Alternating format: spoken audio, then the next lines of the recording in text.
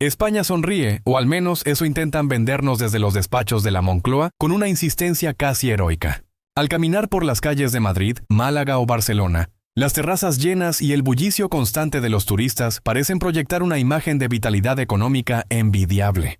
El IBEX 35 se mantiene en niveles de resistencia. Y los grandes titulares internacionales hablan de una economía que lidera el crecimiento en la eurozona. Pero, ¿es esta la realidad completa o solo un decorado de cartón piedra diseñado para no asustar al capital? Bajo esta superficie de consumo desenfrenado se oculta una fragilidad sistémica alarmante que pocos se atreven a diagnosticar en voz alta. Nuestro modelo productivo, peligrosamente dependiente del sector servicios y de un turismo estacional de bajo valor añadido, es un gigante con pies de barro que se tambalea ante cualquier mínimo cambio en el viento geopolítico o monetario. Mientras nos felicitamos por los récords de visitantes, ignoramos deliberadamente que nuestra productividad sigue estancada desde hace décadas y que el poder adquisitivo real de los españoles se desangra por la herida de una inflación subyacente que no da tregua. Esta es la gran paradoja española, una macroeconomía que brilla en los informes oficiales enviados a Bruselas, mientras la microeconomía de los hogares se asfixia en una precariedad estructural, que el maquillaje estadístico ya no puede ocultar. Si la fachada del turismo es el maquillaje, el Euribor es la soga que aprieta el cuello de la clase media española. Durante años vivimos en el espejismo de los tipos de interés en negativo, una anomalía histórica que alimentó una falsa sensación de seguridad financiera. Pero el despertar ha sido brutal. El indicador de referencia para la mayoría de las hipotecas en España ha escalado con una verticalidad agresiva, transformando presupuestos familiares equilibrados en ejercicios de supervivencia extrema. Miles de familias ven cómo su cuota mensual se dispara en 300 o 400 euros, evaporando cualquier capacidad de ahorro o consumo discrecional. El drama es que España sigue siendo un país de propietarios, pero propietarios hipotecados hasta las cejas. A diferencia de otros vecinos europeos que optan por el alquiler o los tipos fijos, aquí la vulnerabilidad ante las decisiones de Frankfurt es total. Este estrangulamiento financiero no es una anécdota contable, es el fin de la prosperidad para una generación que ya venía golpeada por crisis anteriores. El ahorro acumulado durante la pandemia se ha quemado en el altar de los intereses bancarios, dejando a la economía doméstica en una situación de extrema debilidad ante un escenario de tipos altos. El consumo se mantiene hoy por pura inercia, pero los cimientos reales están profundamente agrietados. España, como miembro de la zona euro, ha renunciado a su soberanía monetaria a cambio de la estabilidad del club. Pero esa estabilidad tiene un precio, la total dependencia de los dictados del Banco Central Europeo en Frankfurt.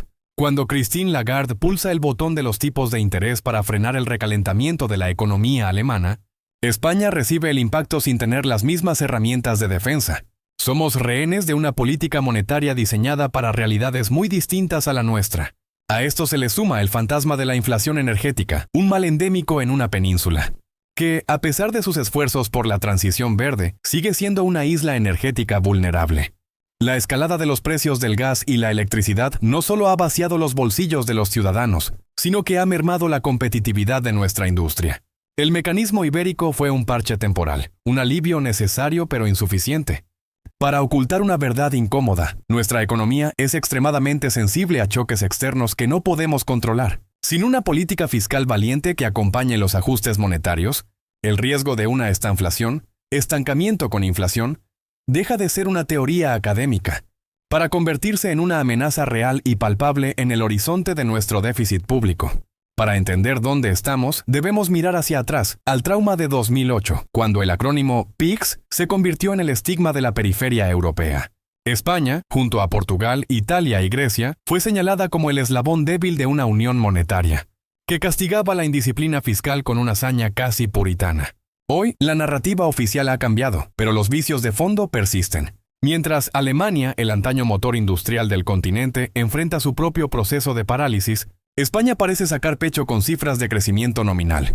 Sin embargo, es un espejismo estadístico. La diferencia real radica en la solidez estructural de las cuentas.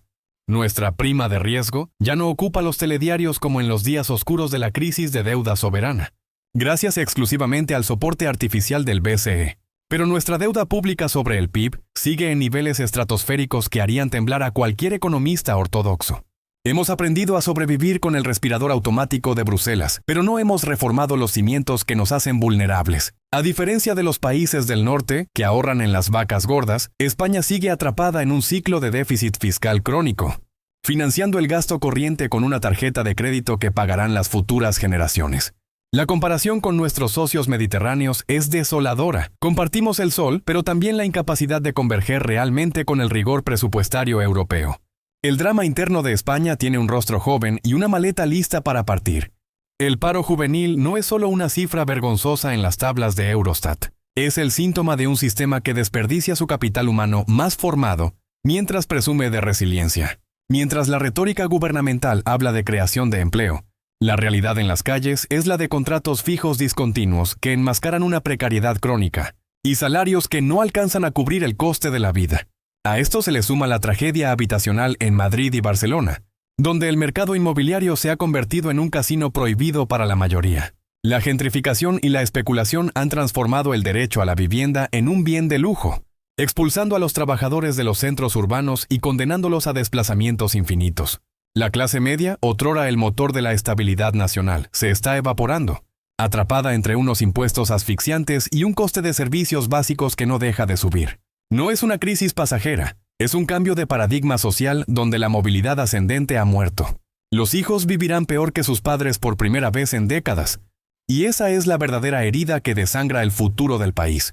Una fractura social que ninguna subvención electoralista podrá cerrar a corto plazo si no se ataca la raíz del problema productivo. Desde los salones de la Moncloa, el relato oficial es de un triunfalismo casi místico. Los fondos Next Generation EU se presentan como el nuevo Plan Marshall, la panacea que transformará mágicamente a España en una potencia verde y digital de la noche a la mañana. Sin embargo, tras la propaganda se esconde un laberinto burocrático kafkiano, que está impidiendo que el dinero llegue al tejido real de nuestra economía, las pequeñas y medianas empresas. Mientras el gobierno se jacta de los tramos de ayuda recibidos, la ejecución real en proyectos que generen valor añadido es alarmantemente lenta. Nos encontramos ante una inyección masiva de liquidez que, lejos de sanear nuestras cuentas, parece estar funcionando como una morfina financiera para no abordar las reformas estructurales que Bruselas exige y España necesita. El déficit fiscal crónico se camufla bajo el paraguas de la excepcionalidad post-pandemia. Pero la realidad es que estamos hipotecando el margen de maniobra de las futuras administraciones. La dependencia de estos fondos es absoluta, y el riesgo de que se evaporen en gasto corriente o en proyectos de dudosa rentabilidad es una sombra que planea sobre la solvencia a largo plazo de nuestra economía. Mientras la deuda pública se mantiene en niveles de vértigo, el país sigue esperando un cambio de modelo que parece no llegar nunca, atrapado entre la propaganda política y la parálisis administrativa. La resiliencia del ciudadano español no es una virtud heroica, es una estrategia de supervivencia forzada. Ante un IPC que devora las nóminas antes de que lleguen al banco, el ingenio se ha convertido en la nueva moneda de curso legal en los hogares. Hemos pasado del consumo aspiracional a la ingeniería del descuento. La marca blanca y el recorte drástico del ocio son hoy los pilares de una economía de guerra en tiempos de paz. El español medio se ha vuelto un experto en arbitraje de precios, comparando céntimos en el supermercado mientras la inflación subyacente vacía silenciosamente sus ahorros. Pero esta capacidad de aguante tiene un límite fisiológico. No se trata solo de gastar menos, sino de la degradación lenta pero constante de la calidad de vida. Las familias están sacrificando proteínas por carbohidratos y vacaciones por el simple mantenimiento de la vivienda. Mientras los datos de consumo agregado que maneja el gobierno pueden parecer estables gracias al gasto turístico, el consumo real de los residentes nacionales está entrando en una fase de hibernación defensiva. Es la supervivencia del día a día, una lucha invisible, donde la clase trabajadora está perdiendo, euro a euro, la batalla contra la pérdida de su poder adquisitivo. España intenta desesperadamente subirse al tren de la digitalización y la energía verde, para no quedar descolgada de la nueva economía global. Se habla mucho de ser el hub de hidrógeno verde de Europa o el paraíso de los centros de datos, pero existe una desconexión brutal entre este discurso vanguardista y la realidad de una pyme media, que todavía lucha por sobrevivir a la burocracia. La transición energética, aunque necesaria, es una espada de doble filo. Desmantelamos la industria tradicional, antes de que los nuevos empleos verdes aparezcan con la velocidad o la calidad prometidas. Iniciativas NHU, el kit digital, a menudo parecen más un ejercicio de marketing político que una transformación real del tejido productivo. La digitalización no puede consistir solo en comprar ordenadores con dinero público. Debe ser un cambio profundo en la cultura de la eficiencia y la innovación. Si no logramos que esta tecnología mejore la productividad real, España será solo un usuario de lujo de patentes extranjeras, financiadas con una deuda que sigue creciendo mientras nuestra soberanía industrial se desvanece bajo la utopía de los paneles solares. Es el riesgo de una modernización de fachada sin una base económica sólida detrás. El elefante en la habitación que nadie en el Congreso de los Diputados quiere señalar es el gasto público desbocado. España se ha convertido en un país donde el sector público ya no es solo un motor de bienestar, sino una carga estructural que amenaza con asfixiar al sector privado. Mientras los autónomos y las pequeñas empresas hacen malabares para no bajar la persiana ante una presión fiscal asfixiante, la administración pública sigue expandiéndose sin criterios de eficiencia real. El déficit fiscal crónico es la droga de la que el sistema político español no parece querer desengancharse. Cada presupuesto general es una promesa de gasto mayor financiada con ingresos que, a menudo, son fruto del espejismo inflacionario y no de una riqueza real generada. No se trata de un debate ideológico sobre servicios esenciales, sino de auditar un sistema que ha hecho de la burocracia y el gasto superfluo su forma de vida. La realidad es que estamos recaudando cifras récord, pero ese dinero se escapa por las rendijas de una gestión ineficiente y partidista, que prioriza la rentabilidad electoral sobre la solvencia nacional. Sin una reforma profunda de la administración que elimine duplicidades, va a priorizar la inversión sobre el consumo público. El estado del bienestar acabará colapsando por su propio peso, dejando tras de sí una deuda impagable que paralizará a las próximas 3 generaciones de españoles. Es, en esencia, un modelo de crecimiento dopado, que oculta una quiebra técnica moral financiera. Hablemos de la mayor amenaza silenciosa que planea sobre el reino, el invierno demográfico y la insostenibilidad del sistema de pensiones.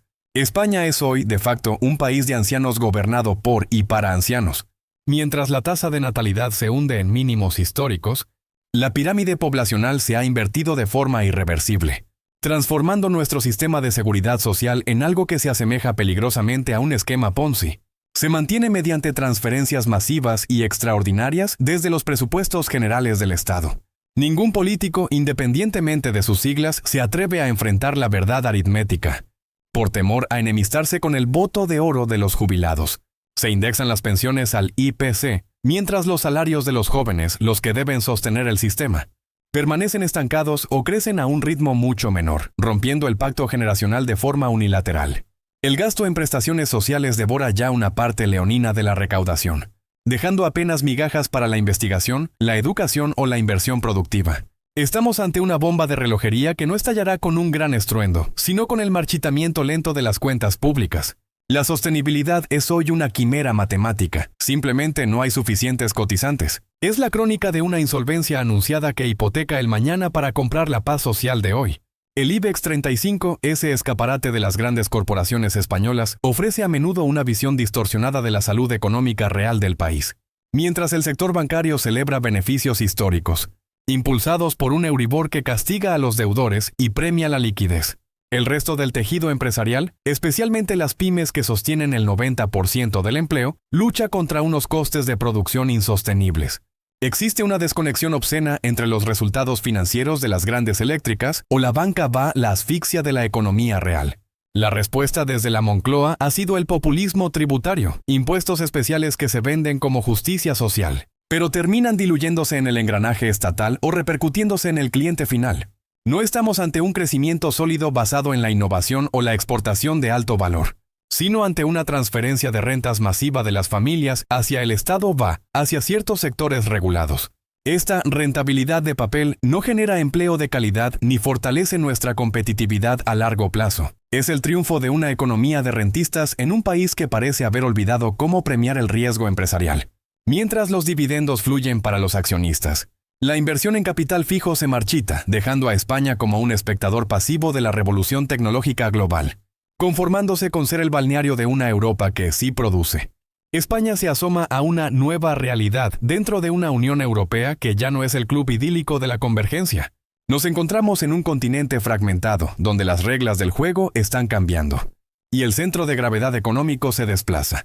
Para España, el tiempo del crecimiento basado en ladrillo, sol y crédito barato ha expirado. La complacencia de nuestros líderes, instalados en el cortoplacismo electoral, es hoy el mayor enemigo de nuestra supervivencia. No podemos permitirnos seguir siendo el país que solo ofrece servicios de bajo valor, mientras importa el talento de otros. El futuro exige una reindustrialización real, una apuesta por la soberanía tecnológica y una honestidad brutal sobre nuestras limitaciones fiscales. La pregunta no es si vendrá otra crisis, sino si tendremos la solidez para no ser el eslabón roto de Europa. La deuda infinita es un lastre invisible que hipoteca el futuro, pero la falta de visión es un suicidio programado.